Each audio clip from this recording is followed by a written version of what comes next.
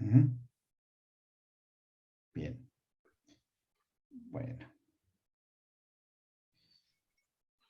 Ya termino En la la última sesión que estuvimos nosotros viendo, casi terminábamos, pero bueno, faltó nada más una partecita ya como conclusión, como cerrando el tema de la familia ensamblada, y esta es que lo ideal de la familia ensamblada, y que lo comentamos probablemente, que lo deseable es que la familia ensamblada, habiéndoles advertido de lo que significa unir dos familias con perfiles diferentes, la diferencia se iba a establecer principalmente en que sean ambos cónyuges que se unen en esta nueva familia creyentes, ¿sí? O sea, que sean nacidos de nuevo los dos. Y que mientras no exista esa, pues digamos, estructura espiritual, va a ser muy complicado, va a ser muy difícil que una familia, que una familia pueda tener una compatibilidad. Hola Brenda, ¿qué tal? Hola, Buenas noches. buenas noches a todos. Hola, Bien. señora Emma. Brenda. Ujú. Hola Brenda, ¿qué tal? Bien, gracias. Bien. Les decía, entonces la estructura espiritual de una familia ensamblada es sumamente importante que se establezca desde antes de iniciar la convivencia juntos, porque si no, de otra manera, no operan ciertas leyes espirituales. Y no son tanto leyes, sino que son mandamientos que se transforman en leyes, porque un mandamiento proviene de una ley. Y es cuando el Señor Jesucristo dijo, ámense los unos a los otros, bueno, lo dijo el apóstol Juan en su carta, pero eso sale de amarás al Señor tu Dios con todas las fuerzas de tu corazón, con todas las fuerzas de tu alma. ¿Se acuerdan de ese mandamiento? Y dice, y amarás a tu prójimo como a ti mismo. Que eso fue algo que se dijo en el Antiguo Testamento y que después se dijo en el Nuevo Testamento. No solamente el Señor Jesús hace referencia al amor al prójimo, sino que también en las cartas apostólicas se vuelve nuevamente a darse como una, no como una sugerencia, sino como un mandamiento. Por eso es muy importante que en la familia ensamblada esté esa estructura espiritual, ese principio espiritual gobernante, y que pasará a ser relativa el que sea una familia ensamblada, como lo consideramos en las sesiones anteriores. El Señor Jesucristo formó parte de una familia ensamblada. Y Él redimió a la familia ensamblada, pero redimiendo es también convirtiendo. Y la conversión espiritual de lo que haya vivido cada uno de los cónyuges en esta nueva familia, si fue antes de conocer al Señor Jesucristo, con mayor razón.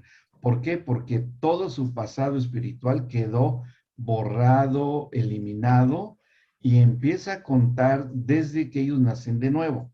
Bien. Ahora, si ellos tuvieron la triste experiencia, como lo planteó el apóstol Pablo en la carta de los Corintios, que si el esposo incrédulo abandona a la mujer creyente, o sea, se quiere separar, el apóstol dice, pues sepárese, pero si consiente en vivir con ella, vivir ese hombre incrédulo con una creyente, pues es porque algo debe mantener esa unidad de alguna manera, sea pensando hasta el interés económico, la conveniencia, como quiera que sea, pero el planteamiento que hace el apóstol Pablo en ese caso es que él es santificado por medio de la esposa creyente para que los hijos no sean llamados inmundos. Hola, Raquelito. Para que los hijos no sean llamados inmundos y sean santificados. Dice, y porque son santos. Tanto el marido incrédulo es santificado como los hijos son reconocidos como santos, aunque sea un incrédulo el marido. Pero ¿qué dice el apóstol Pablo? Permanezcan, permanezcan. Si ella consciente, o sea, permite, tolera que esté viviendo ese marido incrédulo, porque lo más probable es que en el caso de una familia ensamblada, sí se hayan unido por un genuino amor, a pesar de la experiencia negativa que hayan vivido en su anterior vida familiar. Están buscando. Por eso les dije que el problema no es que no se amen. Si se unieron sabiendo de dónde venían y a dónde van, ya ustedes como consejeros ya tienen mucho terreno ganado y buen terreno. Porque al menos ya existe el vínculo del amor entre ese hombre y esa mujer. Y ese proceso de santificación del cual menciona el apóstol Pablo en la carta a los Corintios, del incrédulo, si lo dice así, ya si dijera en esa escritura de 1 Corintios 7, él ya es santo, no sería lo indicado que lo hubiera escrito así el apóstol Pablo. El apóstol Pablo dice, el marido incrédulo llevará un proceso a la santidad, esto es igual a santificación. Quiere decir que por el testimonio de ella, ese marido incrédulo va a entrar en un proceso de santidad progresiva. ¿Por qué? Porque ahí la entidad gobernante, cuando el marido incrédulo consiente a vivir con esta mujer creyente y ella también, el espíritu gobernante es el que porta a la mujer. ¿Por qué? Porque Jesús lo dijo, somos la luz del mundo, ¿sí? Por esa simple expresión de Cristo, esa simple expresión que aparentemente es simple, pero no es así, es porque disipa las tinieblas que pueda tener en su espíritu el marido incrédulo. Y las tinieblas no prevalecen ante la luz. Entonces, a mayor luz evidente en la esposa creyente, es menor la prevalencia de las tinieblas del marido incrédulo. Algo va a pasar.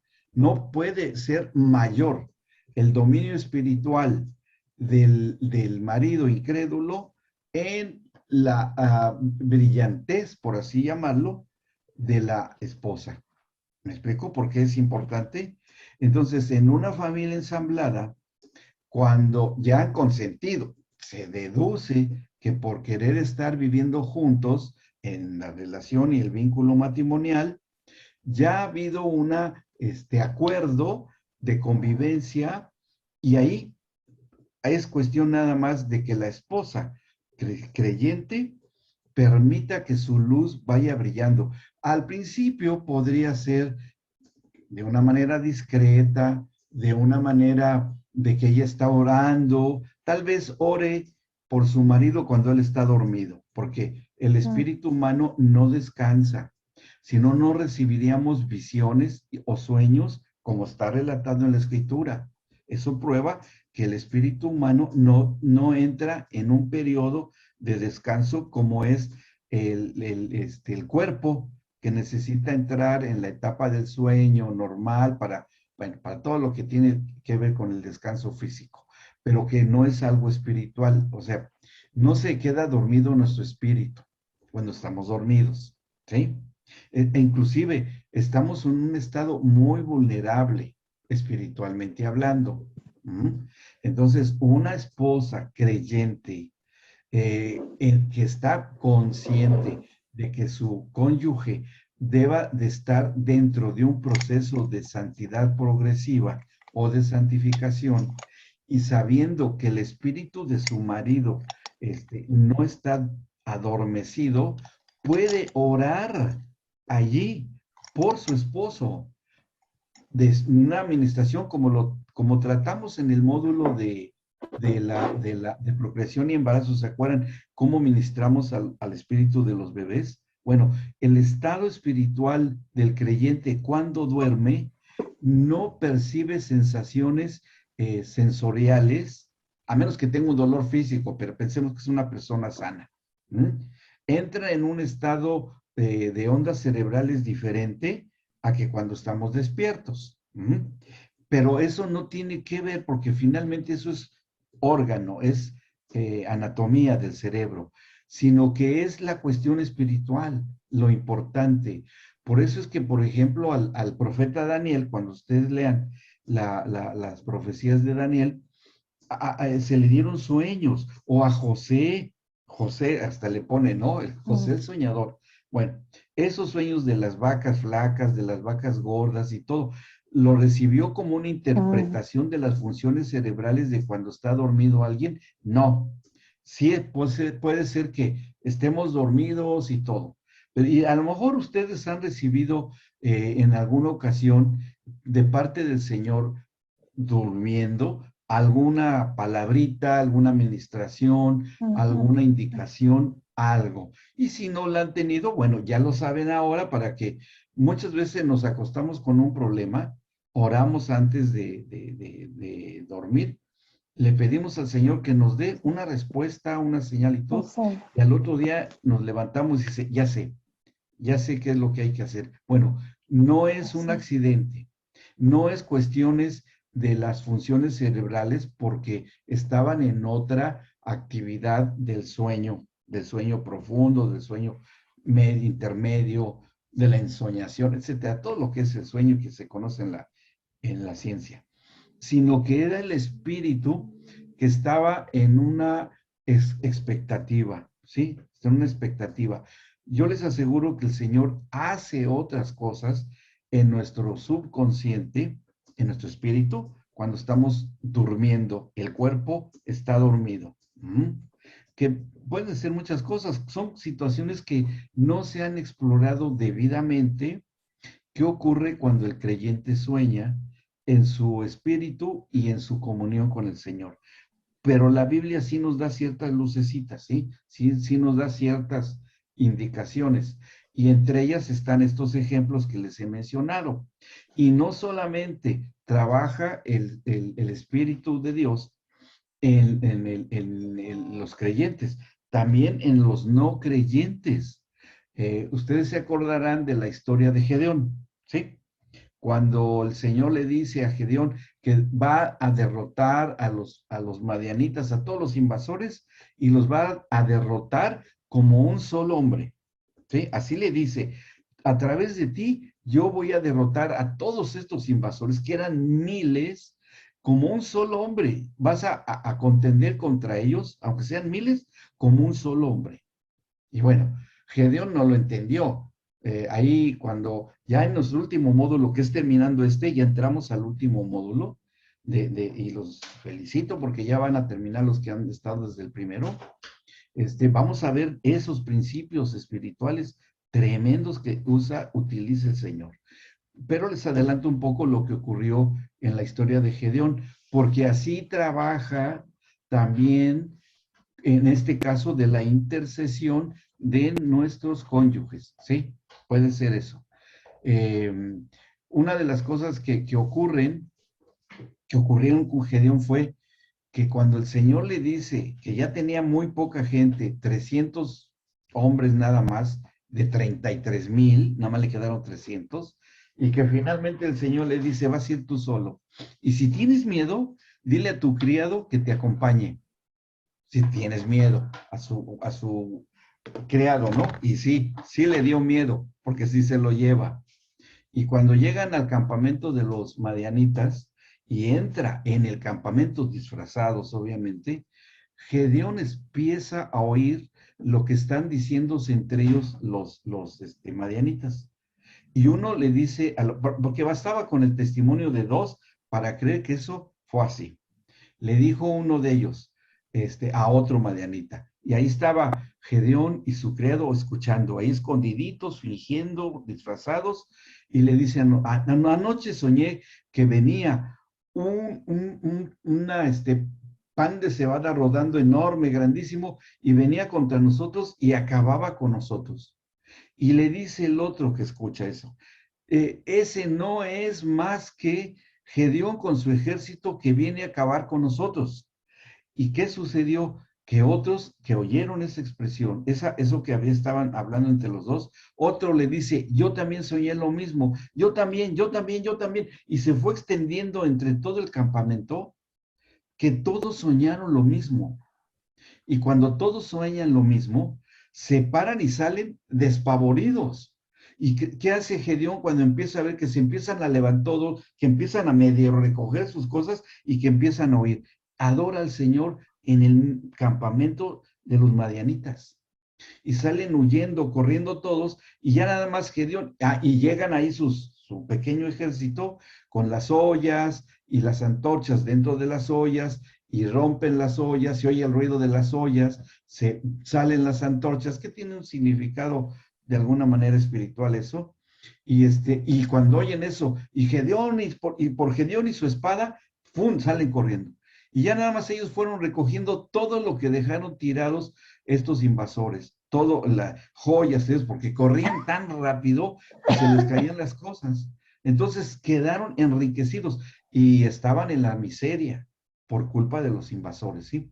¿Qué fue lo que pasó ahí? Que tuvieron el mismo sueño. Así concluimos que el Señor puede intervenir en el sueño de los incrédulos, sí. Entonces, cuando una esposa ora, creyente, en santidad, eso es importante, ora por el marido, aunque esté dormido, como puede orar por sus hijos cuando están dormidos, el Señor ministra su espíritu. Entonces, escúchenme bien, esto es clave como intercesores. Si ustedes quieren orar por sus hijos por alguna circunstancia X, vayan y oren cuando ellos están bien dormidos. Su espíritu no está dormido y va a ser ministrado. ¿Ok? Ahora, esto se aprovechan también las tinieblas, pero como está el eje gobernante de una esposa intercesora, pues eso es lo que va a prevalecer. Eso es lo que prevalece. Entonces, por eso dice Pablo, no deje no lo abandone, no deje al incrédulo o a la incrédula porque está en un proceso de santificación, de santidad o santificación. Pero que tiene que hacer el caso de una familia ensamblada, la esposa creyente, y si es un incrédulo, que oren, que intercedan. Y las cosas van a empezar a ocurrir. ¿Por qué? Porque así está escrito en la Biblia. Bien. Entonces, eso es una enorme ventaja como estrategia que ustedes pueden impartir a las familias ensambladas para que se ministren. Ahora, y yo les aseguro que no van a ir con ustedes gente no creyente.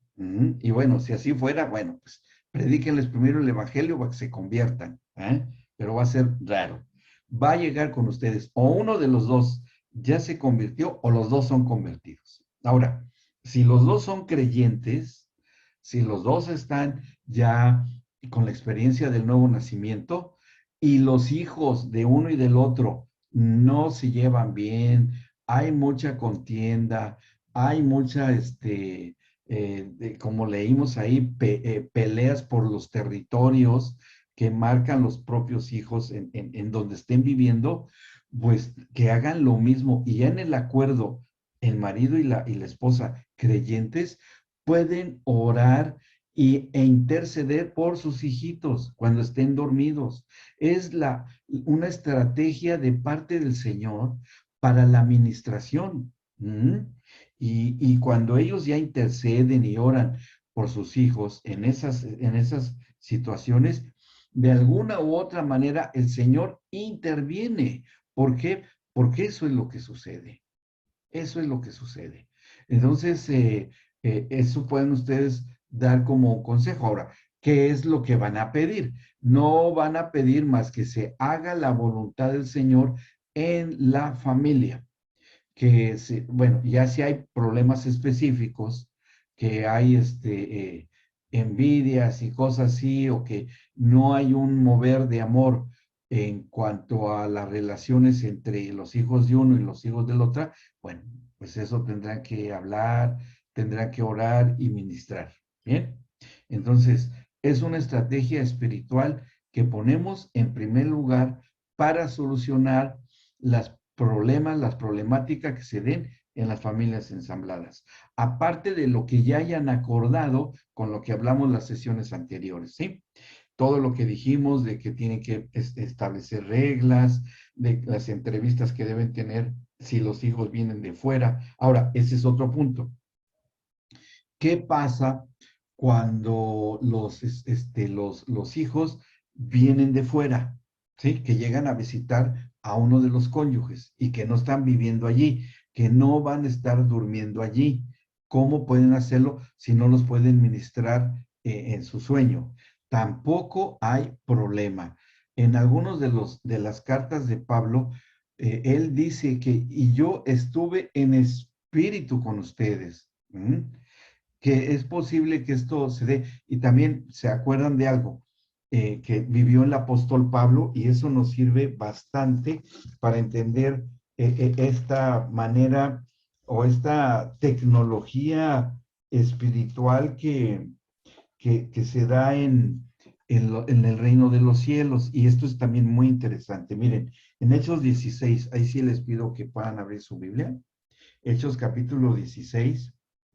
Versículo 6. Vamos a aprender más de la tecnología celestial, ¿no? De la mecánica que utiliza el Señor, que en este caso de la administración a larga distancia les va a funcionar mucho a las familias ensambladas. Dice en Hechos 16:6, que le pusieron por subtítulo la visión del varón macedonio. Está bien. Dice, y atravesando Frigia y la provincia de Galacia, les fue prohibido por el Espíritu Santo hablar la palabra en Asia. ¿Quién? A Pablo y a Silas, que ya estaban ejerciendo el apostolado. Y fue el mismo Espíritu Santo que les prohibió ir a predicar el Evangelio.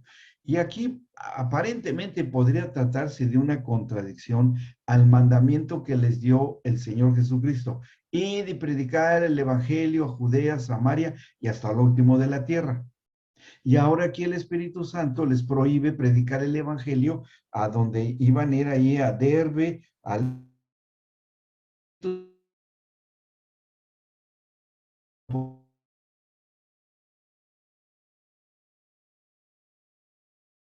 del tiempo. Y Dios en su soberanía decidió que primero fueran aquí a Frigia y a Galacia, y que llegaran a otro lugar ahí más, a otro lugar, porque seguimos leyendo. Cuando llegaron a Misia, intentaron ir a Bitinia, pero el Espíritu no se lo permitió. Otra vez no se los permite.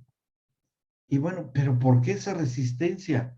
Cuando somos creyentes que sabemos escuchar la voz del Espíritu Santo y obedecemos su guianza, va a haber ocasiones en que el Señor nos diga, no, no vas a hacer, pero Señor, es que es bueno y que vaya y que predique acá a esta familia o que le diga acá. Si el Espíritu Santo dice, no es el tiempo, no lo vas a hacer. Pero es que tú mandaste en los evangelios, todo.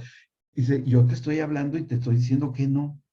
Seamos, eso se llama mansedumbre y se llama intuición espiritual, ¿sí? Obedecer sin cuestionar al Señor, obedecer sin cuestionar. Esa es la intuición espiritual. Y esto es lo que sí tenía muy desarrollado Pablo y en este caso también Silas. Oyeron que el Espíritu... ¿Y cómo es que les prohibió? O sea, ¿de qué manera se hizo evidente que esa prohibición y aparente contradicción es al mandamiento de la predicación? Si hubiesen tenido un espíritu religioso, no hubieran hecho caso. Ay, me lo imaginé. Ay, fue un mal sueño. Allá parece que me va a estar prohibiendo algo el Espíritu Santo de hacer la obra de Dios. No, no es así.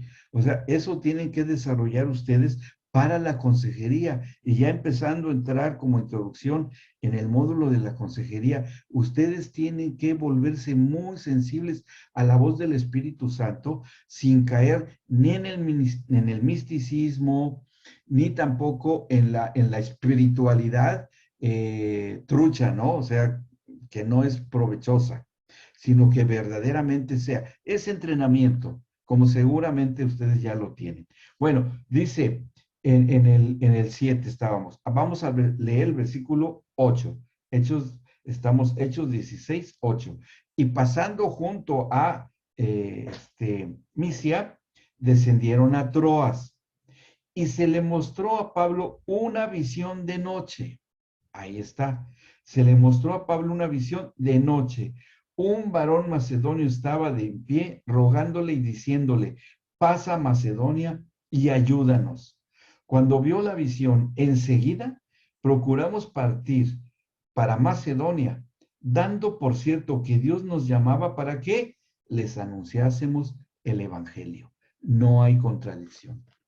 No hay contradicción. Lo que pasa es que el Señor tiene sus prioridades. ¿Me explicó? Y aquí eso es lo que pasó. Era necesario que... Y luego cuando se van de ahí, llegan a Filipo, los meten a la cárcel. Y dice, ay, pero ¿cómo? Si el Espíritu Santo los... Sí, pero era necesario para que el carcelero recibiera a Cristo, él y toda su familia. ¿Se acuerdan de que los encarcelan y viene un temblor y ahí y viene el carcelero, se preocupa y se quiere clavar una espada, era su trabajo y pensó que se habían escapado los prisioneros y no fue así. Entonces, ahí vemos otra parte, como en una visión en la noche se le aparece un varón macedonio sin nombre. ¿Quién sería? Sería un cristiano que estuvo intercediendo probablemente. Y qué bueno que no se nos da una identificación de la persona, porque podría haber sido cualquiera, inclusive podría ser uno de nosotros.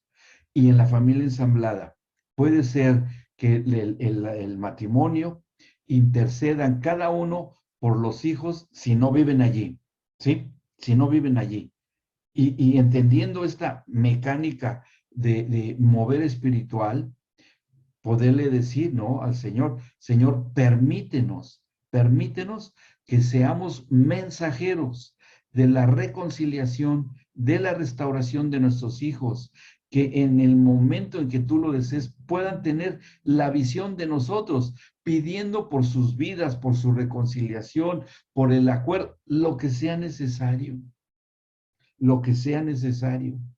Ahora, ¿esto nada más les podía haber ocurrido a Pablo o a Silas? No, porque el Señor no hace acepción de personas y no les da una prevalencia más. ¿Por qué? Porque hay una medida. En primero, que hay una medida de fe y la medida más grande es llegar a la estatura del varón perfecto y en lo que llega, que es Cristo, y en lo que llegamos a ese crecimiento de estatura espiritual, dentro de ese crecimiento paulatino que tenemos, ahí es donde se van dando todas estas aconteceres de la tecnología espiritual. En una de esas. Y en una de esas está, por ejemplo, esto que está acá. Entre otras muchas, esto puede ser, ¿sí? Sueños, visiones, señales, lo que el Señor considere que se va a tener un buen resultado en la familia ensamblada. Entonces, si se dan cuenta, ya llevamos varios elementos muy importantes para la administración en las familias ensambladas. ¿Ok? ¿Vamos bien hasta acá? ¿Alguna duda o alguna pregunta? ¿Quedó claro? Fíjense qué autoridad y qué poder, a veces sin saber, tenemos todos nosotros. Y el poder no es porque lo hagamos nosotros. El Señor lo hace por medio de nosotros y a veces a pesar de nosotros. Porque ¿cuál es el problema? La ignorancia del creyente. La ignorancia. Pero si empezamos a conocer todas estas maneras de que el Señor trabaja, bueno, abreviamos muchísimo el camino para que se cumpla el propósito del Señor para un determinado fin celestial. Bien, Entonces, ¿la familia ensamblada puede tener y echar mano de estos elementos? Sí, definitivamente sí. Y también ya la convivencia, si los hijos viven en casa, es muy importante la ministración en la mesa, en la hora del alimento, que en alguna ocasión, a ver, acuérdenme si lo comenté, ¿qué es lo que ocurre cuando la familia de creyentes comen juntos y le dan gracias al Señor? ¿Sí? No sé si se los comenté a ustedes, ¿qué es lo que pasa allí? ¿Mm? Porque hay una mención en la escritura donde dice, espérense a compartir los alimentos unos y otros. ¿Mm? Miren, cuando Pablo les escribe a los de Corintios que andaban muy desordenaditos, andaban muy, muy, eh, en cuanto a sus a manera de conducirse no correcta. ¿Por qué hace esta observación el apóstol Pablo en la primera de Corintios capítulo 11? Primera carta a los Corintios 11. Fíjense cómo es esto. Y vamos a encontrar otro mecanismo para que las familias ensambladas, inclusive hasta nuestra propia familia, nuestra propia familia, aunque no sea una familia ensamblada, pero aquí hay indicaciones muy interesantes. Dice en la primera de Corintios 11, 17, dice, pero al anunciaros esto que sigue, no os alabo, porque no os congregáis para lo mejor, sino para lo peor. O sea, les está retando a los griegos, es una reprensión apostólica, pero no importa, de ahí sacamos nosotros enseñanza. Dice, pues en primer lugar, cuando se reúnen como iglesia, oigo que hay entre ustedes divisiones, y en parte lo creo, porque es preciso que entre ustedes haya disensiones, para que se hagan manifiestos entre ustedes los que son aprobados. O sea, fíjense qué cosa tan interesante está diciendo el apóstol Pablo, que en la iglesia es muy probable que lleguen a existir esto que está escrito acá, disensiones. O sea, yo no estoy de acuerdo contigo, yo disiento. O sea, yo no apruebo lo que tú estás diciendo. Eso es disentir, ¿sí? La no aprobación de lo que se está sentando en una determinada circunstancia. Dice, yo disiento de lo que dices. No, pero ¿cómo? Sí, no, yo no estoy de acuerdo contigo. Ahora, ¿qué dice Pablo aquí? Que dice, pues es necesario que haya. ¿Para qué? Para que surjan los aprobados. O sea, los que han pasado la prueba y que cuando hubo disensiones llegaron a la solución del conflicto con sabiduría de lo alto. Los que dan la solución, ¿sí?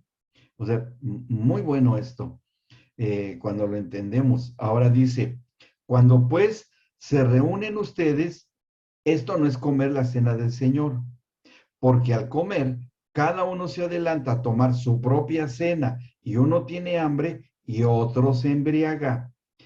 Pues que no tienen casas en que coman y beban o menosprecian la iglesia de Dios y avergüenzan a los que no tienen nada.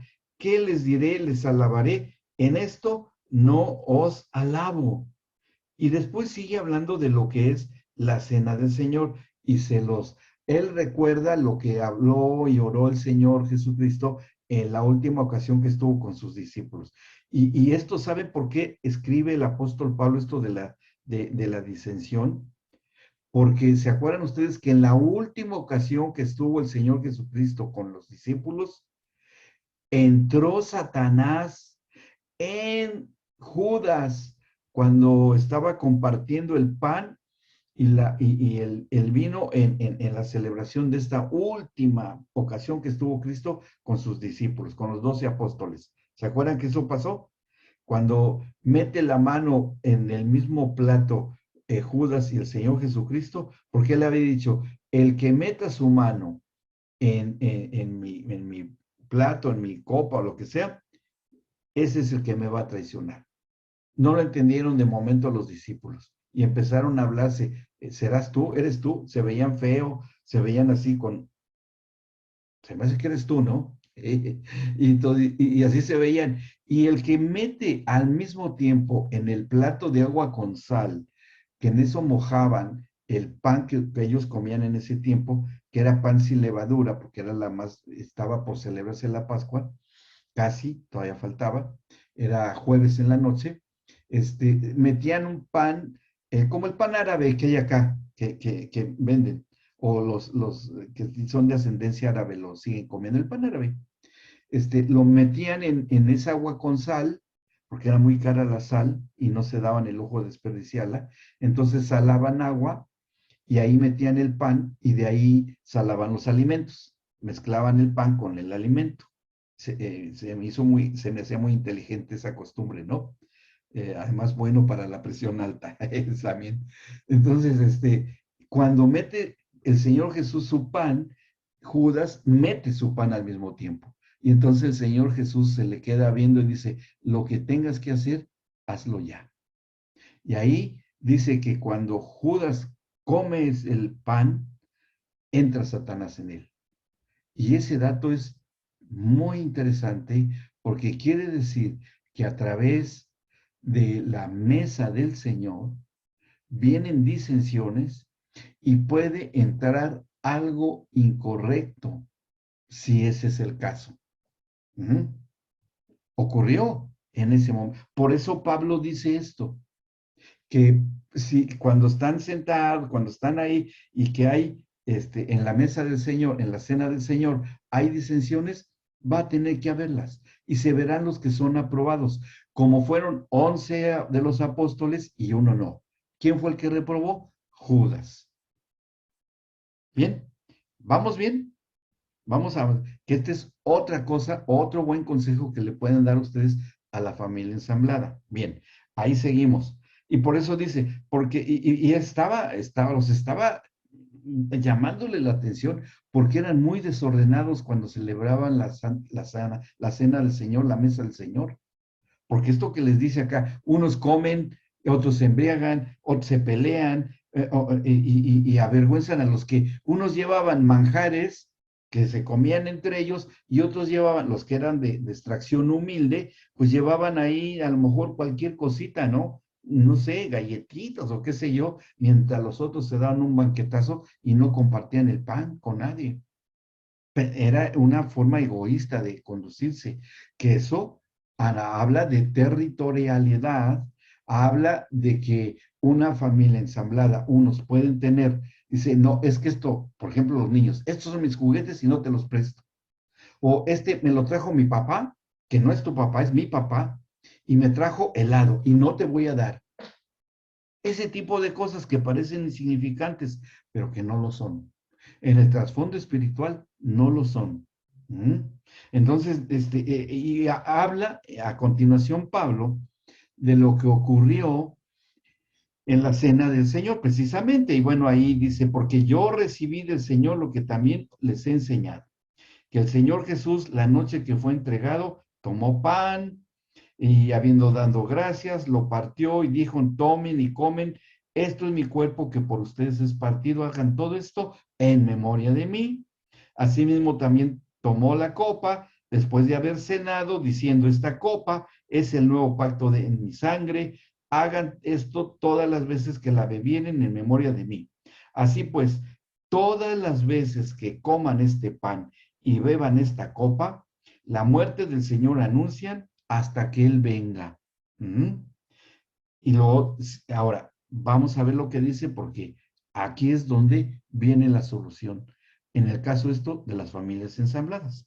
Dice el 27, de manera que cualquiera que comiere este pan o bebiere esta copa del Señor indignamente, será culpado del cuerpo y de la sangre del Señor. Ahora, indignamente aquí significa en una circunstancia de desequilibrio emocional, ¿sí?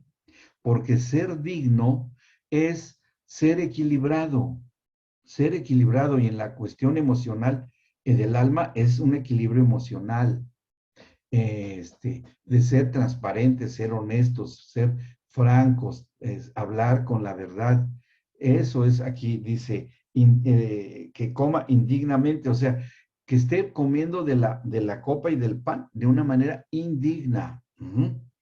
Será culpado del cuerpo y de la sangre del Señor, es decir, como haya sido en cierto momento, lo haya sido Judas, el Iscariote. Dice, por tanto, pruébese cada uno a sí mismo y coma así del pan y beba de la copa, porque el que come y bebe indignamente sin discernir el cuerpo del Señor, juicio come y bebe para sí, por lo cual o por consecuencia hay muchos enfermos y debilitados entre ustedes y muchos duermen. O sea, muchos se han muerto y duermen, aquí se refiere a los creyentes. Si pues nos examinásemos a nosotros mismos, no seríamos juzgados, mas siendo juzgados, somos castigados por el Señor. No somos castigados ni por el diablo, ni por nuestro cónyuge, ni por nuestros hijos, sino que somos castigados por el Señor.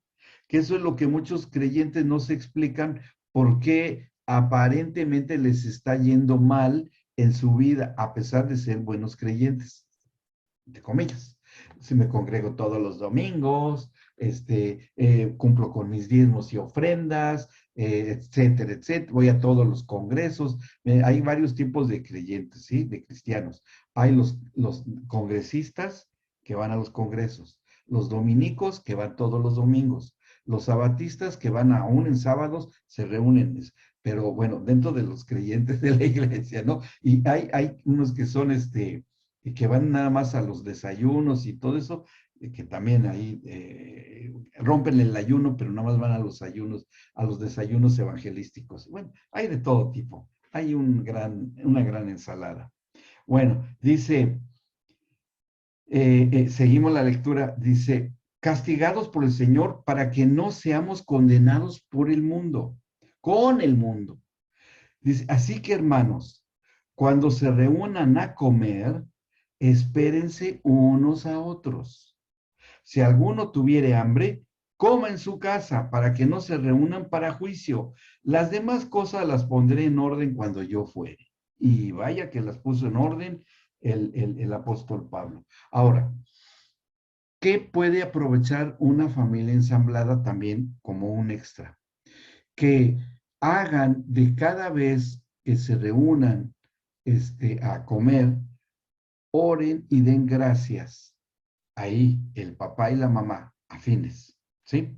Que papá y mamá afines oren por los alimentos y que coman los hijos. Y aunque se estén por abajo de la mesa dándose de patadas ahí entre ellos porque no se quieren y se rechazan, si papá y mamá oran, están transformando esa mesa común del alimento de todos los días en una mesa del Señor. ¿Sí? Pero ¿a poco con pan y vino? No importa, ¿no? Porque ocurre algo. A ver, la lengua tiene un gran poder, ¿sí? Todos los milagros que hizo el Señor Jesucristo, todos los milagros que hizo Él, de sanidades, de liberaciones, de multiplicación, todo eso, en todos esos milagros, ¿el Señor Jesucristo habló o nada más lo pensó? Pregunto, ¿habló o nada más lo pensó? ¿Habló? Siempre habló, ¿sí? Siempre habló. Aún a los demonios, cuando liberó a la gente, habló el Señor Jesús. ¿Por qué? Porque como lo dice Santiago, la lengua tiene un enorme poder.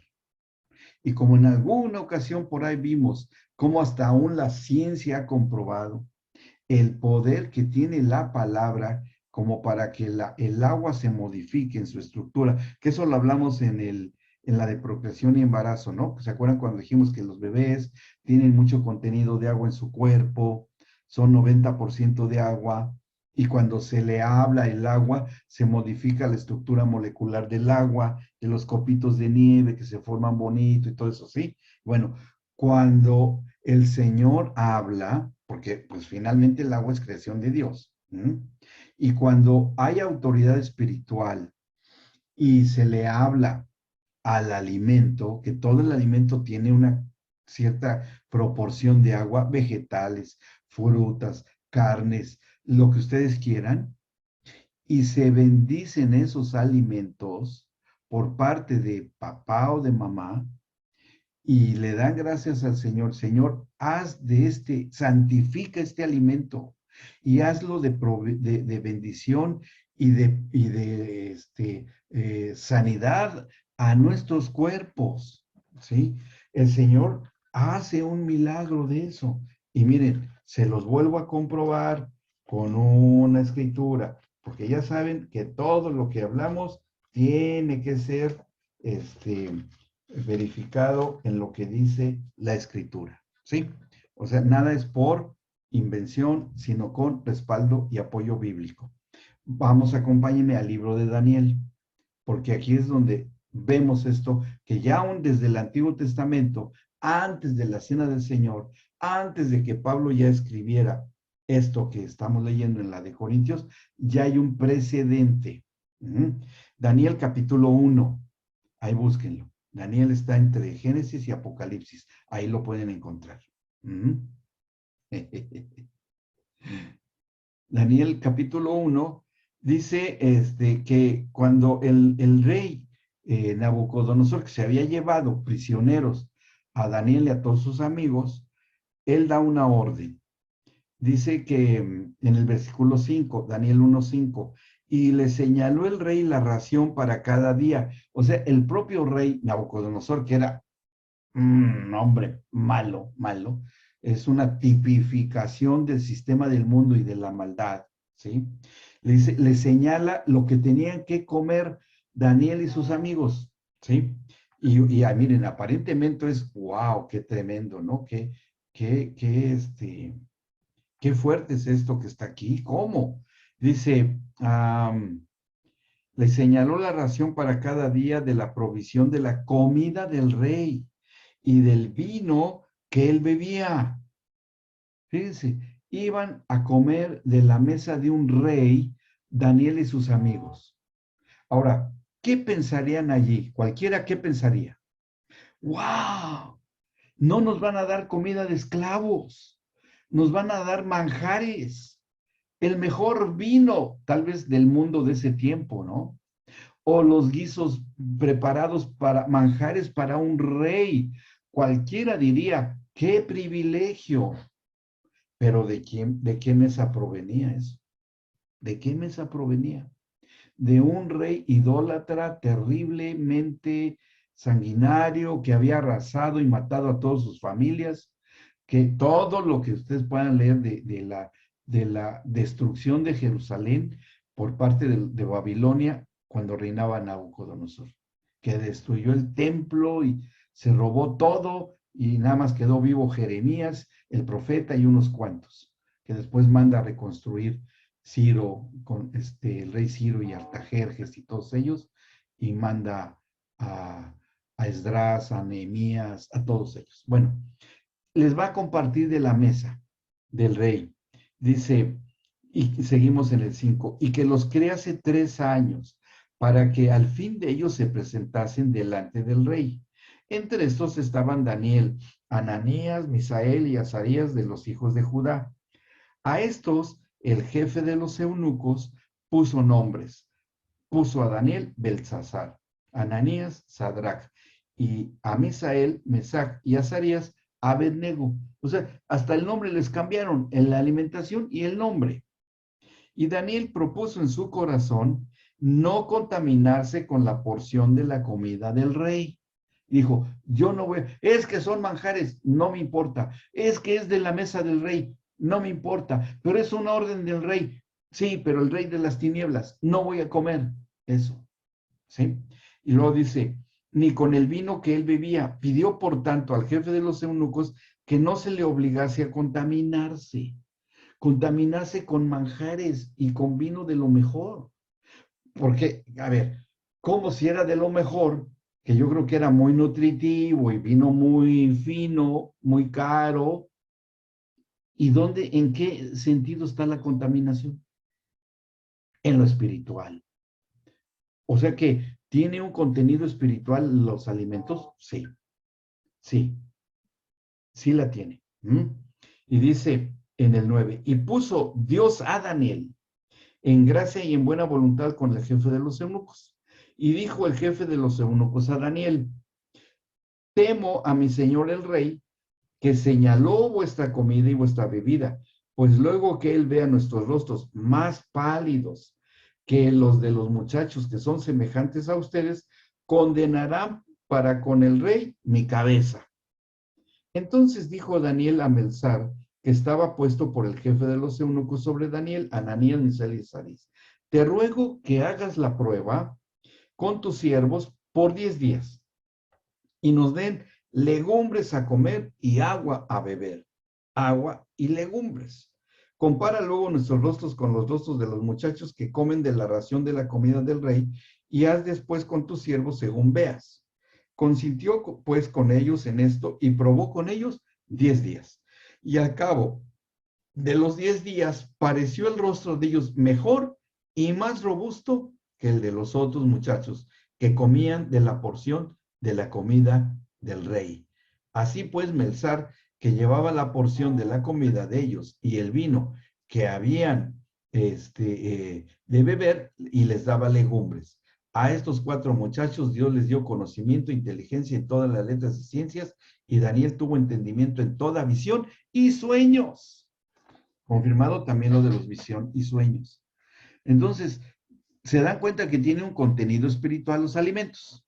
Bueno, cuando estamos en la mesa en familia y se ora por alguna determinada situación espiritual, porque esto es algo espiritual, se puede, papá y mamá afines, o sea, de la familia ensamblada, pueden orar por los alimentos y que este alimento sirva de unidad y sanidad para nuestros espíritus, para, bueno, para todos nosotros que formamos esta nueva familia. Señor, que así sea. Y ese poder y autoridad espiritual transforma la estructura de los alimentos en algo que el Señor se encarga, como haya transformado el agua en vino, que esa es otra cosa de la alimentación, ¿sí? ¿Se acuerdan del milagro que hizo el Señor Jesús? Que transformó el agua en vino. Y es, o la multiplicación de los pases, de los panecillos y los pececillos que llevaba un chico, que multiplicó. ¿Se acuerdan que hizo de unos poquitos miles? Se multiplicaron y multiplicaron. Bueno, así también, en el caso de la mesa, de cada vez que se reúne una familia, y les digo esto, hasta lo podemos hacer entre nosotros, ¿eh? En nuestra propia casa. Va a haber una administración espiritual, porque el ADN del alimento ha sido tocado por el Señor, por la autoridad espiritual de papá y mamá, y va a ser transformado en algo que va a traer sanidad a toda la familia. Y transforman, a lo mejor no lo van a hacer diario, ¿no? A lo mejor lo van a hacer una vez a la semana, con oraciones específicas, tal vez las otras sean dar gracias y lo que sea. Y enseñar a los pequeñitos que den gracias por los alimentos cuando estén en la mesa. Eso es, los va uno enseñando, los va uno llevando poco a poco a esta disciplina, y ya cuando tengan la edad para comprender, se les puede enseñar esto. ¿Ok? Entonces, esa es otra manera para que la función, el equilibrio, eso de ser, por comportarse dignamente entre todos los miembros de la familia ensamblada, es una estrategia espiritual. O sea, de todas las que les he mencionado. Creo que son bastantes herramientas que pueden ustedes compartir con la familia ensamblada. para que lo empiecen a hacer. Ya una vez que lo empiecen a hacer la familia y que ustedes estén en el acompañamiento de esa familia, que fueron con ustedes para pedirle orientación y guianza, llevar el acompañamiento. ¿Cómo van? ¿Están orando cuando están durmiendo? O también aún así, ¿no? Normal, despertitos también. ¿Están orando antes de los alimentos? ¿Están ustedes haciendo todo esto que he mencionado? Se deba de ver resultado. Se deba de ver resultado. ¿Ok? Bien, ¿alguna duda o alguna pregunta de esto? ¿No? Ok. Ahora, cuando empieza a ver ya, sí, no, Ahí está, ¿me escuchan? ajá, No, no es que tengo duda, realmente, Doc, qué bueno que incluso la parte de lo que es la alimentación sea una estrategia para, como usted dice, en el caso, tener otra herramienta más, ya sea para traer un tema a la mesa, como para poder orar la importancia de la comida, ¿sí? sí, El Señor Jesús antes de partir, partió el pan y todo, o sea, hay algo espiritual realmente en la comida, no solamente quería decir eso, no me quedó ninguna duda, para mí fue extraordinario lo que acaba de decir. sí, sí, sí, y por eso ahí en la de Corintios, cuando ustedes se fijan que Pablo menciona en un solo versiculito, esto traerá sanidad, ¿sí? Traerá sanidad. Y no habla tanto de sanidad corporal que puede haberla, sino que sanidad principalmente como en el caso de Daniel, que al contrario, aunque comió legumbres y agua, tomaban agua, pero estaban mejor que los que se nutrían de la mesa del rey. O sea, científicamente no puede ser posible, pero aquí la ciencia no funciona en ese sentido, sino que es la ciencia del Señor, de lo que Él ha creado. Entonces, aunque por eso es que el creyente cuando estamos en situaciones difíciles, aún en situaciones ahí como ha pasado de persecuciones o cosas así, aunque nada más hay un pedazo de pan y un vaso de agua, ¿sí? Uno puede orar en la fe en Cristo Jesús antes de comerse y dar gracias, como dice, sean agradecidos por todo. Y cuando damos gracias, eso va a traer una transformación en lo que se coma. Aunque sea agua y pan, no hay problema, pero es una cuestión de fe. Y así también tienen que ustedes estarles diciendo a la familia que está en un proceso de restauración, de compatibilidad, de amarse, y ya se está ubicando a la familia ensamblada en un plano espiritual. Complicado puede ser, complejo, sí, puede ser, pero ya está incluido ahí el Señor, porque si ustedes se dan cuenta, cuando Pablo escribe en la carta y dice que en la iglesia que está reunida, pero que finalmente también es iglesia y es la primera iglesia, la familia. La segunda iglesia es la congregación. La primera iglesia es la familia. ¿Sí? Entonces, si bien no va a ser todos los días, pero sí, si ya lo saben, en las familias que ustedes estén orientando y aconsejando y les van dando indicaciones para que lo hagan, la primera iglesia, que es la familia, va a tener resultados. Esa es la enorme diferencia que hay en un trabajo que pueda hacer los psicólogos, que respetamos muchísimo, a un trabajo que tiene una raíz y un origen, la verdad, mucho más poderoso que lo espiritual. Entonces, por ahí es una muy y excelente, Doc, sí, sí, Katy. perdón, le estoy haciendo la cena a los hombres que ya vienen, pero estoy escuchando atenta. Sí, Doc, sí. ¿sabes que te cuento algo que hace mucho me contó mi suegra Sí, y yo creo que traerlo a este ámbito es bueno? sí. Resulta que ellos estaban pasando por un tiempo de mucha escasez, ¿sí? Ujú, Y lo que decís vos, En la mesa tenían muy poquito, creo que era un mate cocido y un pedacito de pan. Ujú, Y las hijitas, o sea, mis cuñadas, esto me contaba ujú, mi suegra, mis cuñadas eran chiquitas, que decían, pero yo quiero comer pollo. Entonces la mamá le dice, bueno, vos querés comer pollo, toma tu pollo. Decía, ¿qué parte querés? Y yo quiero pata, toma tu pata, les decía. Y se ujú, hacían la que comían. ujú, Hicieron como un juego, ¿y vos qué querés? Y yo quiero servirme tal cosa. Y le daban. Nada.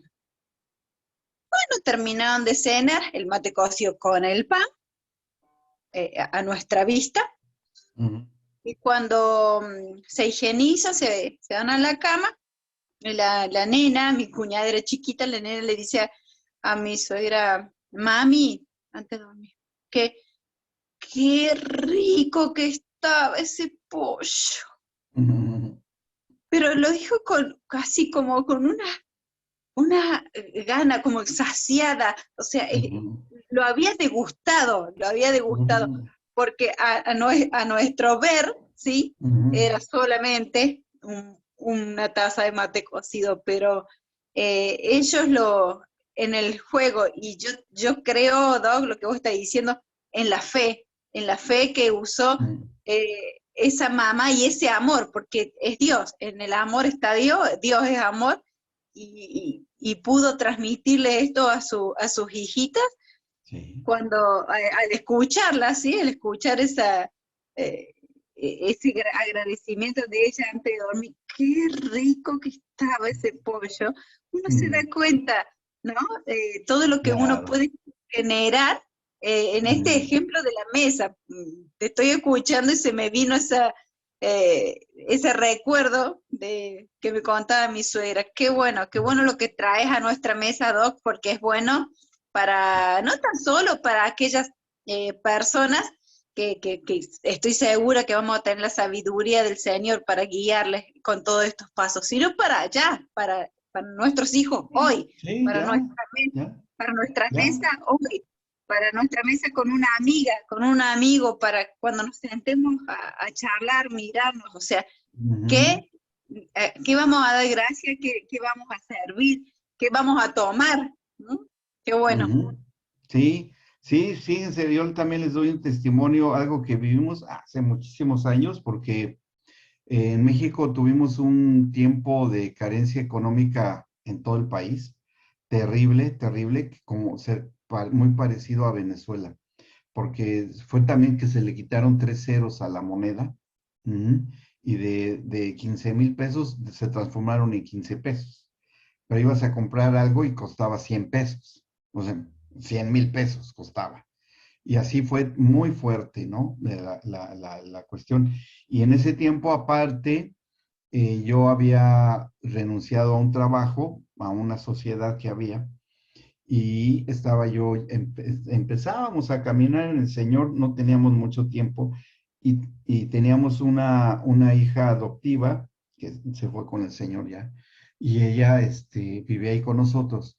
Y hubo un día en que yo me fui a trabajar y no había nada de comer en la casa, nada había, no había ahí sí más que agua, ni tan siquiera pan, nada.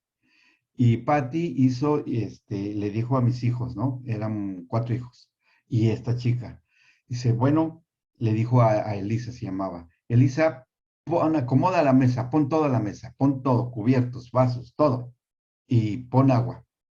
Dice, pero Patty, si no hay nada que poner, no, ¿qué vamos a comer? No hay nada, ni había dinero, no había plata. Dice, tú ponla, el Señor va a proveer. Y ellos todos mis hijos se sentaron esperando que les sirvieran. Los niños, miren, en esos casos no cuestionan ni nada. Ellos piensan que va a llegar la comida y va a llegar, ¿no? Y se sentaron, y Patty y Elisa, que ella ya tendría como 17 años de edad, o 18, algo así, ya ni me acuerdo bien, y oraron y le dieron gracias al Señor. Señor, gracias por el alimento. Y Elisa subía la vista y se le quedaba viendo a Patty y bueno, daban gracias, ¿no? Gracias, Señor, por el alimento que tú nos vas a dar, bendícelo. Y así estaban cuando suena el timbre de la casa y va a ver Elisa. Y se para Elisa y dice, ya llegó, ya llegó. Y se para rápido Elisa y se encuentra una viejita que estaba ahí afuera y dice, vine a ver si estaba el doctorcito, porque yo era el doctor del pueblo en ese tiempo, uno de los pocos doctores del pueblo que había, ¿no? Y aunque ya sabían que nos habíamos hecho cristianos y bueno, nos fue muy bien con la gente, pero yo era un mal necesario, ¿no? De ser un bien necesario me transformé en un mal necesario, porque pues ya era el aleluyo, ¿no? Pues sí van, y dice, ay, es que si vas van a orar por ti, y bueno, ahí van. Entonces la viejita les dice, es que se casó mi nieta y no fue el doctorcito a la boda, pues es que él ya no va a esas cosas, pero pues no, es mi doctorcito. Entonces aquí les traigo lo que se dio de comer, porque allá se acostumbra en los pueblos que hacen de comer muchísimo, muchísimo, y variado el menú, variado. Y llevaban como 2 canastas enormes la viejita que apenas podía con ellas. Y había pollos, había arroz, había guisos propios de la celebración, había como chivito también, tortilla mexicana, había mucha, bueno, llenan las canastas. Y dice, aquí están para ustedes y para el doctorcito. Se los da a la viejita y suben Elisa y Pati súper contentas a mis hijos. Aquí está lo que el Señor nos dio. Y bueno, como cerca nos alcanzó para comer cerca de 15 días de todo lo que nos llevaron, que era muchísimo. Y así es, así es. O sea, porque es algo espiritual. Y puede ser que lo que no haya en una mesa es carencia de amor. No hay amor, hay disensiones, como lo dice Pablo, por eso lo escribió Pablo ahí.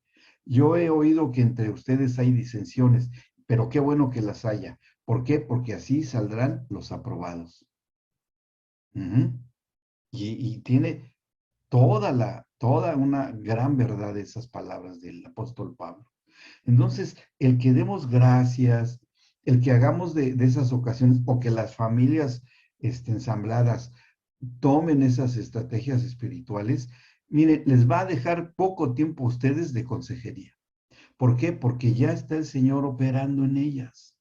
Y esas familias van a empezarse a unirse, van a empezar a amarse los unos con los otros, y de repente se van a transformar, van a dejar de ser una familia ensamblada para transformarse finalmente en una familia, conforme al propósito y el diseño de Dios. Es como ocurrió en el caso del Señor Jesucristo, que estuvimos hablando de que Él provino de una familia ensamblada. ¿Se acuerdan que hablamos de cómo los hermanos lo rechazaban, que no creían que era el Mesías, y de cómo le dijeron que inclusive se fuera y que él se manifestara en la fiesta de los tabernáculos, sabiendo que podía perder la vida por eso, ¿no? Y bueno, nunca lo creyeron. Fíjense cómo dice el apóstol Pablo en la primera de Corintios 9, que habla acerca de lo que finalmente nos da testimonio de la familia de Cristo, de su familia ensamblada, ¿sí? Dice 1 Corintios 9, versículo 5. Bueno, un poco antes, dice, déjenme ver.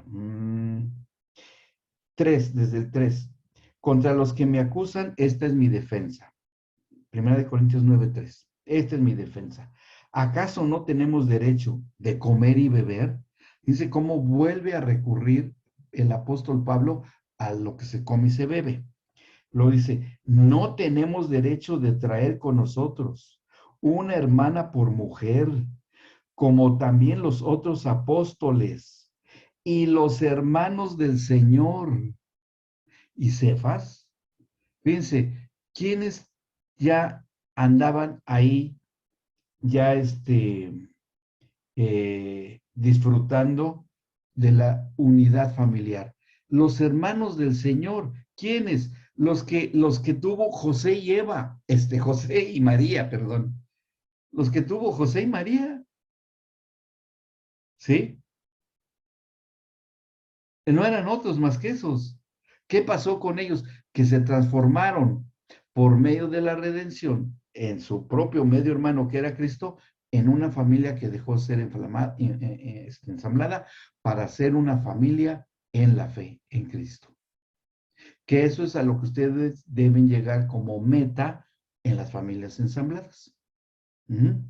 Si aquí dice que también los hermanos del Señor, y habla del contexto de que ya son convertidos, de que ya ellos recibieron finalmente, y Jacobo o Santiago, su hermano, el que le siguió el primero, el primogénito de Adán, otra vez, aquí traigo a Adán y Eva, de José y María, el primogénito de José y María, que fue Santiago o Jacobo, después llegó a ser pastor en Jerusalén, era el pastor principal de la iglesia en Jerusalén. ¿Y cuándo se convirtió? Cuando se le apareció resucitado el Señor Jesucristo, ahí en su casa. Fue y le compartió del evangelio a su hermano o medio hermano. Y cuando lo vio Jacobo, Santiago, que es la misma persona, pues se convirtió. Y dijo, sí era el Mesías mi hermano.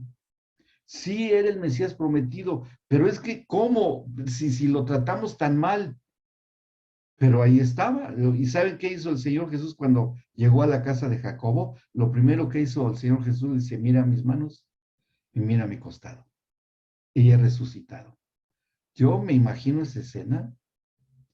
Y después se apareció porque dice que se apareció ante una gran cantidad de testigos que cuando lo vieron, y principalmente su familia, y fíjense cómo el Señor va a establecer en el proceso de la redención, que ahí puede estar la familia ensamblada. ¿Se acuerdan que un día ya en su ministerio estaba donde fue sanado el hombre paralítico, que lo metieron por el techo, sus amigos? ¿Se acuerdan de esa parte?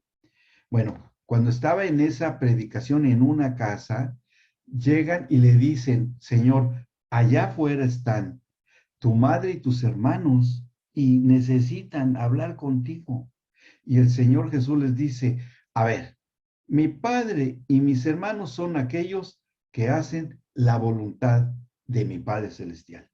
¿Sí? Como que negó a la familia. Pero, ¿por qué hizo eso? Porque ellos iban a avisarle que recientemente José ya había fallecido. Eso iban a decirle a Jesús, que recientemente, porque él estaba empezando su ministerio y él como que los desconoce. Y luego cuando Juan el apóstol dice, cuando también se dice en los evangelios, aborrecerás a tu padre y a tu madre, ¿sí? ¿Se acuerdan que dice? Pero no lo dice en un sentido de menosprecio o de desprecio, sino lo dice a los que amen más a su familia que a mí, no son dignos de seguirme. Lo que se estaba refiriendo ahí el Señor Jesús es, yo soy la prioridad para cada familia. Y si ustedes, cada miembro de la familia, me ama a mí, más que entre ustedes mismos, entonces yo estoy en medio de ustedes. Y ese es otro punto que deben estar bien convencidos la familia ensamblada. Que el que va a ser el factor de unidad de esa familia ensamblada va a ser el Señor Jesucristo. ¿Sí? Poniéndolo en el lugar y rol que corresponde. Cuando la familia lo entiende y lo acepta, ¿sí? Se cumple lo que dijo el Señor Jesús, que cuando no estaban en acuerdo o estaban con dudas, cuando estaban todavía con situaciones y no habían puesto en el lugar de preeminencia al Señor Jesús, es cuando eso es lo que dice el Señor Jesucristo. Me han aborrecido, sino nada más están siguiendo con sus asuntos del mundo, de la vida diaria, y no entienden que yo estoy ministrando vida eterna. o sanidad, como lo hizo con el paralítico en esa ocasión. Entonces, cuando la familia comprende, la familia ensamblada, que la prioridad de que en el centro de ellos está el Señor Jesucristo, que es el que los va a sanar, que es quien los va a restaurar, y lo ponen en primer lugar, ya no son aborrecidos, ya no están aborreciendo al Señor y el Señor los está aborreciendo, sino que ya están en el rol exacto que deben de estar. Y entonces ahí, ¿qué ocurre? Sanidad. Hay sanidad. Entonces, eso es también una estrategia más. ¿Ok? ¿Vamos bien hasta acá? ¿Sí? Bueno, entonces, ¿tiene gran importancia la alimentación? Definitivamente sí. Hacer una mesa del Señor, y eso es una estrategia clave que sí yo les sugiero fuertemente que ministren a las familias de esto que tengan que hacer. Bien. ¿Dudas, preguntas? ¿Todo claro? ¿Todo bien? ¿Sí? Bueno, muy bien. Vamos a tomarnos un pequeño descansito porque quiero hacer la introducción del tema que sigue, que ya es del último tema de este tema de la familia disfuncional. Bueno, dos son realmente que nos faltan, que es la violencia intrafamiliar, ¿sí?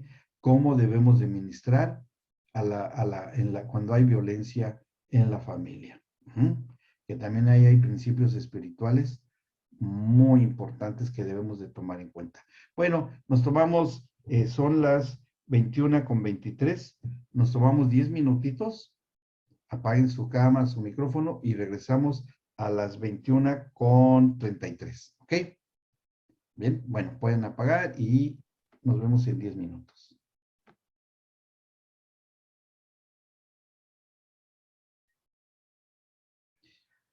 Bien, vamos a entrar a este otro subtema de este módulo de familia disfuncional y va a ser algo muy común. Si bien en la familia ensamblada estuvimos hablando de situaciones complicadas, complejas, ahora vamos a ver lo que es la familia, pero donde sí hay una situación difícil, donde sí hay violencia. Y cómo podemos nosotros ser interventores o ser árbitros para que las situaciones vayan tomando un curso lo mejor posible de ponerle fin a la violencia, todo eso, y poder encauzar, redirigir a los miembros de una familia cuando existen situaciones complicadas, ¿no?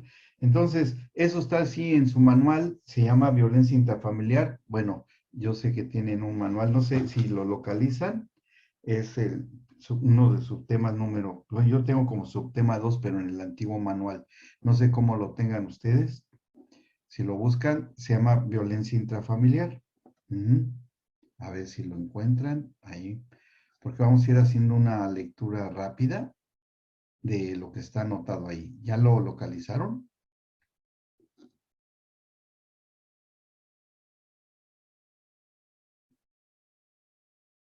A ver, en caso de que no estuviera en esos manuales que ustedes tienen, porque fueron modificados, se los envío, no hay ningún problema. No está. Bien. Bueno, entonces se los voy a decir y les voy a enviar esta porción para que lo tengan. Así es que no se preocupen si no está ahí. De todas maneras, lo van a tener. Aquí esto es una compilación desde la perspectiva de la psicología cristiana, ¿sí? O sea, existe, sí la hay, porque vamos a tomar en determinado momento fundamentos y elementos de la psicología de la familia y vamos a entrar a una parte bíblica, como todo lo que hacemos. Y aquí empezamos a hablar acerca de, como introducción, de un análisis de las relaciones familiares, un análisis psicosocial. Y aquí sabemos nosotros algo que también en ocasiones anteriores hemos mencionado, La familia es donde se da, se gesta el carácter y la personalidad, donde tenemos la herencia, que son tres elementos de lo que está constituido todo ser humano. Temperamento, que eso es genético, ¿sí? El carácter se va adquiriendo a través de las relaciones familiares, principalmente. Y cuando los niños empiezan a ya tener convivencia con otros niños de otras familias, se empieza a formar la personalidad. Son tres diferentes etapas en el crecimiento de todo ser humano. El temperamento no se puede cambiar, se puede mantener bajo control, pero no se puede extinguir. Se puede dominar porque es algo genético y heredado. Entonces, temperamento con el que se nace. El carácter sí vale y importa muchísimo los valores y las virtudes que se hayan podido introducir en el desarrollo y enseñanza a los niños. Cuenta muchísimo. Ahora, si la familia tiene ausencia de valores, ausencia de virtudes, pues obviamente que van a crecer con esa deficiencia que va a tener un precio muy caro, muy, muy caro y nada bueno. Y si los tiene, va a ser al contrario, va a ser un crecimiento sano, alguien verdaderamente provechoso y bueno para el contexto social en donde se desenvuelva esa familia. Y finalmente la personalidad, ahí ya entran varios elementos que dependen mucho de los ámbitos en donde esté creciendo, desenvolviéndose, moviéndose la familia. Esto es, si es un ambiente de violencia, si es un ámbito de muchas disgresiones, pues así va a ser el resultado en la formación de la personalidad, que es donde surgen ahí las patotas y las organizaciones violentas y delincuenciales, etcétera, etcétera. Cuenta muchísimo el ámbito, pero la clave está en algunas cosas que vamos a considerar cuando tengamos que dar orientación para abatir la violencia intrafamiliar, que son cosas que vamos a hacer. Bueno, cuando todos nosotros nos involucramos en una consejería y orientación en una conducta cualquier, sea buena o mala o como sea, necesariamente tenemos que entrar a lo que es la familia, porque es ahí donde radican todos los componentes, tanto individuales como grupales. O sea, la familia no solamente la vemos como un grupo, también la tenemos que ver al mismo tiempo en lo individual, porque cada uno tiene sus diferentes factores hereditarios en el temperamento, por ejemplo. Entonces, no todos los hijos de una familia tenemos los mismos temperamentos. ¿Por qué? Porque vienen los genes de nuestros antecesores. Si hay genes recesivos o dominantes de parte de la línea materna o de la línea paterna, ese va a ser las células germinativas o espermatozoide y óvulo con el que fuimos engendrados, en donde venga esa información genética que ha predominado en ese momento. O sea que puede ser que en una misma familia nazcan hijos que tengan un temperamento melancólico, otro sanguíneo, otro colérico o combinaciones, sí, es muy, muy posible. Que es, por ejemplo, familias en donde hay un músico y en donde hay uno que es muy social, muy bromista, o puede ser que alguien sea muy inteligente, muy analítico, etcétera, y que tenga que ver aún hasta con las inteligencias múltiples que cada uno de los componentes de la familia tenga. ¿Qué quiere decir esto? Que una familia, aunque sean del mismo padre y la misma madre, son multifacéticos, ¿sí? O sea, tienen muchas caras, cada uno. Y como los hijos, en los ámbitos en donde se van a desenvolver, que va a ser el colegio, por ejemplo, que uno le toca estar en este grado escolar, al otro en otro grado escolar, con diferentes amigos, con diferentes compañeros de colegio, les va a estar formando su personalidad. Si son gentes negativas, pues eso va a ser el ámbito donde está y va a contribuir no muy bien a la formación de esa personalidad de ese niño. ¿Me explico? Si son buenas amistades, constructivas, sanas, pues va también a contribuir a ir generando una personalidad positiva en ese niño o niña. Que en una familia ya hace que todos sean diferentes. Bien, entonces, ¿qué quiere decir eso? Que conforme van creciendo los hijos y de acuerdo a cómo sea el padre y cómo sea la madre, son, por así decirlo, los mundos que van a aparecer, que van a estar moviéndose en un sistema. Por eso hay una corriente de la psicología que son las familias estelares, o sea, refiriéndose a que son diferentes mundos que empiezan a entrar en dinámica y que en determinado momento inclusive pueden ¡pum!, chocar, ¿sí? Pueden chocar. Y son aquellos hermanos que se pelean, que no se hablan, que se separan y todo. ¿Por qué? Porque a lo mejor una de las errores por ignorancia de papá y mamá fue tratar y de meter a todos sus hijos en una sola estructura y un solo modelo, ¿sí? Si papá y mamá tienen cierto carácter o temperamento, ahí tenían que ser también los hijos. Si papá y mamá eran flemático y colérico en su temperamento y querían que fueran melancólicos y los meten a estudiar música y los niños ni tenían la capacidad ni la habilidad, pero los meten a estudiar música a fuerza. ¿Y qué va a pasar? Va a causar frustraciones, desinterés, disensiones, etcétera, etcétera. Bien, o sea, esto que estoy diciendo ya pueden ser raíces de una futura familia con violencia. Que se trate de imponer un modelo de familia que no va a funcionar. Que no va a funcionar.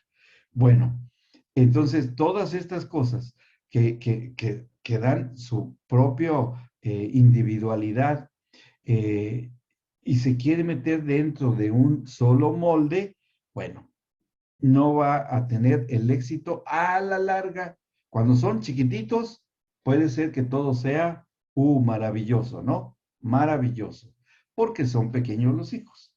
Y se les da una pelota y son felices. Se les da unas muñequitas y todo, y son felices las nenas y todo. Muy bien, son chiquititos. Pero cuando ya empieza a haber el desarrollo mental, el psicodesarrollo, el temperamento individual, o sea, de cada uno, y empiece la inculcación o no de valores y empiezan a aparecer esas diferencias. Y es cuando empiezan las disfuncionalidades y puede ser que si papá y mamá son protagonistas violentos, también le suman eso al desarrollo de los hijos. ¿Ok? Entonces estamos hablando de raíces muy, muy importantes.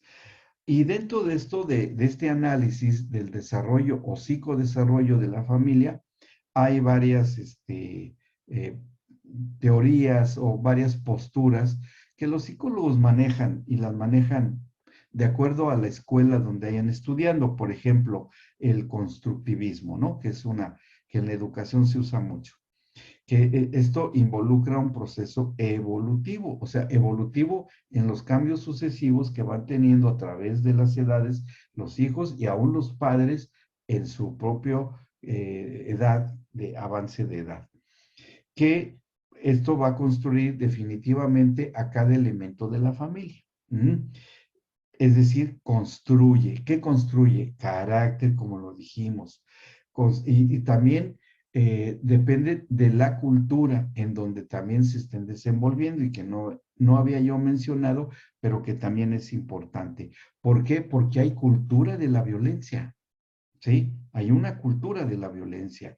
Ahora se ha dado que hay la cultura por ejemplo, del negacionismo o la cultura de la cancelación. O sea, hoy en estos tiempos están surgiendo entes sociales que no habíamos visto, que se suman a los que ya se habían conocido dentro de la violencia intrafamiliar. Entonces, quiere decir que hoy puede haber un modelo cultural de violencia porque se ha aceptado eh, obligadamente por las cuestiones políticas y sociales de un país y se ha tenido que asimilar la violencia culturalmente hablando en las familias, sí. Es por ejemplo, y bueno, aquí se lo podemos preguntar a Brenda porque pues yo voy a dar mi ejemplo, pero Brenda, en Colombia, ¿se ha instalado una cultura de violencia? Sí, sí, a la manera de allá. En México se ha instalado una cultura de violencia por todas las cuestiones de lo que se maneja allí, de sustancias adictivas, y se ha generado una cultura de violencia, ¿sí? Allá hay niñitos, allá donde se dedican, en las partes más recónditas, y les preguntan a los niñitos, hoy, eso se han hecho estudios, ¿tú qué quieres ser cuando seas grande y estudies? ¿Quieres ser doctor? ¿Quieres ser...? No, no, no, yo quiero dedicarme a esto. ¿Y a qué se quieren dedicar? A la violencia y cómo ganar dinero fácil y rápido con todo ese tipo de negocios ilícitos. Y para ellos es lo máximo y juegan a lo que hacen y ya antes eran los cowboys y los indios, ¿no? Indios y vaqueros o X. Hoy no, hoy los niñitos juegan a eso, como los niñitos de la guerra, que también es una cultura de la violencia. Que ahí ustedes pueden ver videos de niños, que cómo los entrenan desde pequeñitos, y les enseñan a manejar y a quién tienen que a tratar de eliminar, etcétera, etcétera. O sea, son esos nuevos elementos sociales que están surgiendo y que fomentan inclusive inevitablemente la violencia en la propia familia. También se ha dedicado a estudiar este fenómeno social, la sociología y la antropología, pero no debemos dejar de mencionar que en su origen, la familia proviene de Dios, ¿sí? Eso es algo, mis amados, que nunca debemos de pasar por alto y que nosotros debamos de ser los primeros en estar totalmente convencidos que la raíz espiritual de la familia proviene de Dios. Lo demás se ha distorsionado, es una usurpación, es una manipulación y que nosotros como orientadores o en una labor de pastorado tenemos que hacer regresar al diseño original y que Dios nos va a respaldar. Esa es la gran ventaja que tenemos, ¿sí? Porque nos vamos a ir a la integridad de la familia, porque cada grupo familiar, cada núcleo de familia tiene espíritu, alma y cuerpo, aunque de manera individual. Pero si están en el Señor, todos tienen un solo espíritu, papá, mamá y los hijos. ¿Quién es? El Espíritu Santo, ¿sí? Todos forman parte de un solo cuerpo. ¿Cuál cuerpo? La iglesia. Y todos tienen, sí, su individualidad de alma, pero existe el acuerdo y la hermandad en ese sentido, que tiene que ver con aceptar a los hermanos en la fe, que es también dentro de la familia, lo que marca la diferencia de familia de creyentes con familias que no son creyentes. ¿Bien? ¿Ok?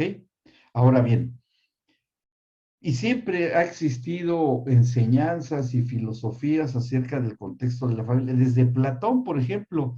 Platón fue un hombre que usted sabe que fue un filósofo de la Grecia antigua, que él decía que la crianza debía de ser en justicia y en amor. Fíjense, ya muchísimo antes de Cristo, ya habían encontrado los pensadores antiguos que la única manera de que una familia pudiera crecer bien, y no pensando en el Dios único y verdadero, sino en una filosofía humanística, que si no es con justicia y amor, no puede generarse una familia correcta, sin violencia. Ya desde entonces estaba eso, desde entonces.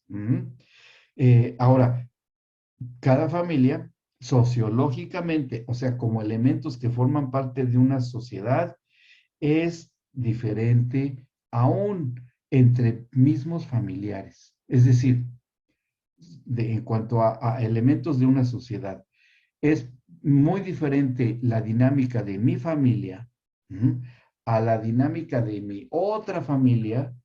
Por ejemplo, yo lo veo con mis hijos, que acá vive una familia que es mi hija y mi yerno, que viven acá en Argentina. Pero mis otros 4 hijos e hijas viven en México. Pues la dinámica social que tienen es diferente. Yo no les puedo exigir a mis hijos que viven allá en México que se comporten como los que se comportan acá en Argentina. No, es que así tiene que ser, y yo soy su padre y yo mando, y ustedes tienen que ser así, así. Pues estaría yo mal. ¿Qué está yo que ya estoy generando ahí? Yo ya estaría, al tratar de imponer eso, yo ya estoy generando división y que pueda desencadenarse una circunstancia desagradable, porque mis hijos de allá podrían hablar con mis hijos de acá y decirles, oigan, ¿qué le pasa a mi papá? A fuerza nos quiere forzar a que nosotros reaccionemos como ustedes están viviendo allá.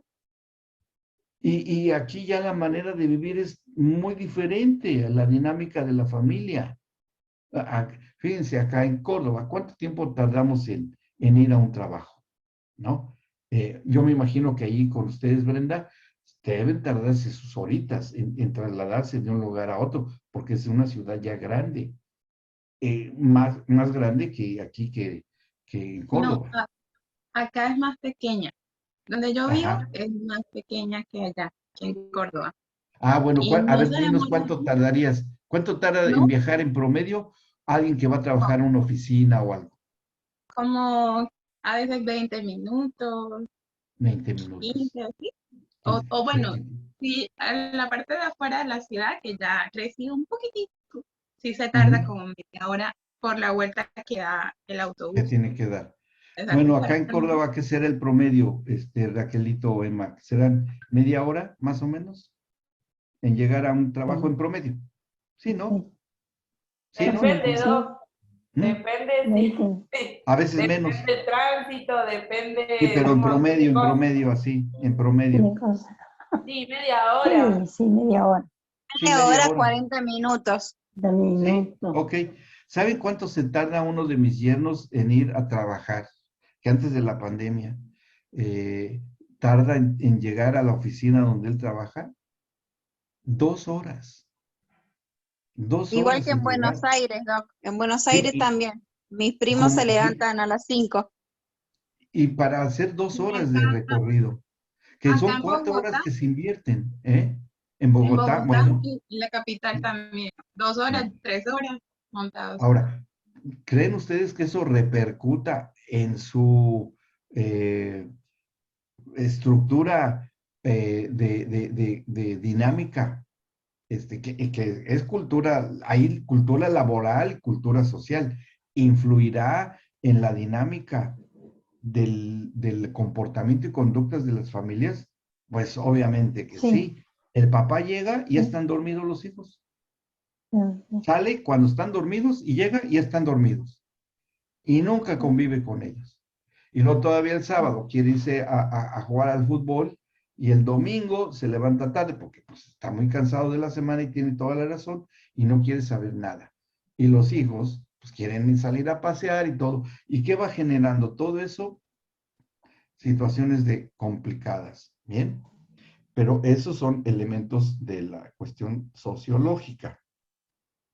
Y también ya entran otras cuestiones que también pueden ser elementos que vayan sembrando potencialmente brotes de esta violencia, situaciones laborales, diferencias en cuanto a si trabaja papá y mamá, el ingreso que sea diferente o que no hay ingreso o cuando hay desempleo o como se ha visto hoy podemos encontrar muchísimas literatura y estudios de los fenómenos de las disfuncionalidades familiares por causa de la pandemia.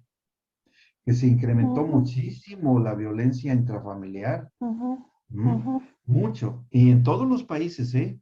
No nada más en los países donde vivimos. Aquí en Córdoba, y eso fue algo que se le dijo a un conocido de nosotros que es policía. Dice, no, hoy yo creo que ustedes descansaron porque pues los delincuentes se tuvieron que quedar en su casa porque no podían salir. Entonces ustedes tuvieron poco trabajo. Dice, no, tuvimos muchísimo más que antes, porque las llamadas de situaciones de violencia intrafamiliar se incrementaron mucho y ahora no íbamos en la calle persiguiendo a alguien, ahora íbamos a los domicilios y de los propios delincuentes en sus propias familias, ahí teníamos que ir, ¿sí? Y ahora hemos visto cómo se incrementaron un montón de cosas tremendas en las familias. O sea que entonces, ¿en dónde está la circunstancia y por dónde y con qué estrategias debemos entrar para solucionar este tipo de cosas? Bueno, hay cuestiones en la formación de la familia que tenemos que tomar muy en cuenta. Primero, que ya metiéndose un poco ustedes en la entrevista, cuando ustedes tengan ahí una familia, es cómo ocurrieron o cómo están ocurriendo en el sentido de hechos que se suscitan en las relaciones familiares. ¿Cómo están funcionando? ¿Se llevan bien? ¿Se llevan mal? ¿Qué elementos están notando o viviendo que no son los... Tienen que hacer ustedes una lista de los buenos y de los no buenos, ¿sí? Bueno, esta familia se comunica bien. Esta familia no se comunica nada. Esta familia tienen diferencias en esto, sea lo que sea. Un antecedente, cómo planearon su familia. Sería una segunda investigación o indagación que ustedes hagan. ¿Cómo se planeó su familia? Cuéntenme, ¿cómo se conocieron? O sea, hablando con el padre y la madre. Ahora, quiero hacer aquí una aclaración en este punto. Es probable que ustedes tengan casos de violencia intrafamiliar y que sean creyentes, o nada más ustedes van a tratar casos de violencia intrafamiliar entre no creyentes. Deban tratar ustedes casos de violencia intrafamiliar porque hay niveles aún entre los creyentes, ¿sí? Entre no creyentes, yo les recomiendo que mejor los canalicen, porque puede ser que a ustedes les lleguen a plantear a alguno que sí es hermano o hermana en la fe, que, oye, el matrimonio de mi primo anda muy mal porque su esposa está en adulterio y él es adicto a las bebidas alcohólicas y es un desastre su familia. ¿Les puedes ayudar? Bueno, ellos se congregan, no quieren saber nada del Señor, pero necesitan ayuda y tú estás muy cerca de Dios. Eso es muy común, que les digan, ¿saben qué? No se metan ahí. No se metan ahí, a menos que les diga esa persona. Pero me dijeron que quieren oír a alguien que sabe del Señor como tú y que les hables de la Biblia. En esos casos, pero por supuesto que sí.